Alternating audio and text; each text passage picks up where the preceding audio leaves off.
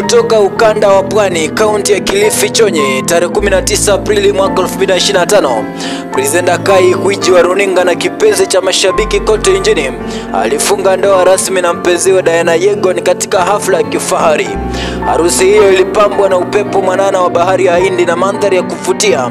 Ilihudhuriwa na mastaa wakubwa, viongozi wa kisiasa na wageni kutoka kila pembe ya Kenya. Katika sherehe hiyo iliyojaa furaha, upendo na mihemko, Presenter Kai alivutia kwa suti ya kifalme ya rangi ya samawati, huku Diana aking'aa kwa gauni jeupe lililobuniwa na mbunifu maarufu kutoka Mombasa.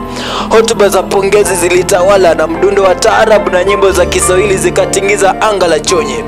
Kwa niaba ya familia ya wanahabari na mashabiki wote wa Presenter Kai, mimi Game Changer natoa pongezi zangu za dhati kwa ndoa yako mpya.